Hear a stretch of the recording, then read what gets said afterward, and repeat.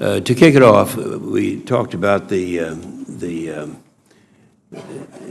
our blueprint that we're using, and I'd like to ask each witness a question about this. Secretary Shanahan, you've said that the Department of Defense would realign the resources in the budget to implement this program. Now, in order to do that, can you quickly run over any of the programs or systems or missions that have been either reduced or accelerated to accommodate this?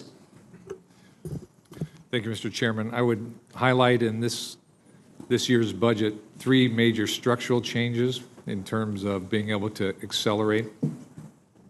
The first is space. The Space Force itself is intended to accelerate dramatically our capabilities to defend. Second, missiles. Probably the best characterization of that is our efforts on hypersonics. And third, a significant investment in cyber capabilities. When we think about reductions, I think the Army is the best illustration of that in their modernization plans as they look to make reductions across their portfolio to, I'll say, about 100 different programs. Okay, appreciate that. General Dunford, similar question. The National Defense Strategy Commission listed several capability gaps vis-a-vis China and Russia, such as long-range fires, additional air defense units, and others that I mentioned in my overstatement. Which of these capability gaps do you think the 2020 budget addresses? Chairman, thank you. The budget actually addresses all the challenges you identified, and what I can assure you is that the National Defense Strategy really has been the basis for our prioritization for capability development. So we did careful analysis of China and Russia in particular, the capabilities developed over the last few years to limit our ability to operate freely in space, cyberspace, land, sea, and air. And the capabilities that we have identified in this year's budget are really designed to allow us to project power when and where necessary to advance our interests in the context of that emerging threat for China and Russia. All right, I appreciate that. Now, I am concerned about one other area, and neither one of you is personally responsible for this, but I'm a little disturbed by the idea that we're going to be taking the USS Truman out of the system, and I wonder how this is going to work in just our sheer numbers. Now, we have a law that says we have to maintain 11 carriers, and we would also look at this and realize that 10 would equal what's necessary to conduct a major war. And how do we get to the number we're supposed to have if we don't follow through with the midlife of the Truman? Now, recognizing that would take up to, I think, 2024, but nonetheless, it's going to take longer if we start depending upon the multiple buy that we're talking about, particularly of a vehicle that still, the elevator still doesn't work and carry the ordnance.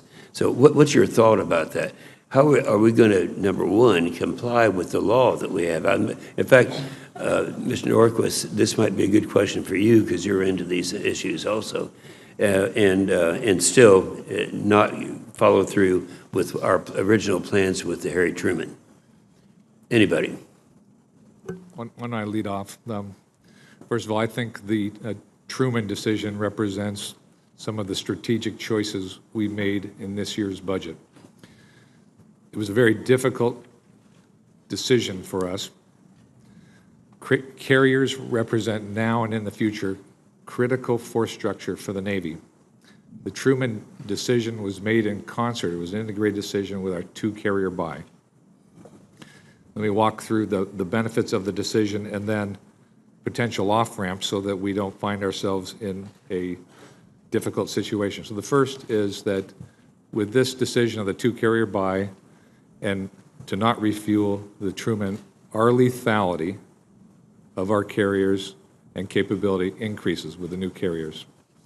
The second is until mid-20s, we maintain the level of 11 carriers.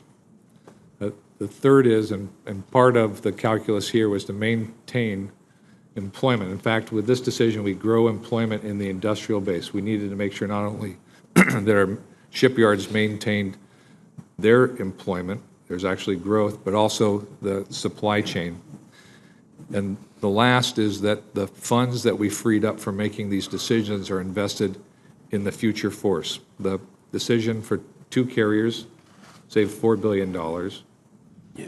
Not refueling the Truman saves $3.4 billion over the fight up. Okay. Yeah, we're going to run out of time, and I'm going to set the example of not allowing us to run out of time. But I still am not happy with the results of that, and my mental numbers don't agree with that, and I think it's a very important thing. I personally brought this up before Wicker gets here. Yeah. All right, Senator Reed.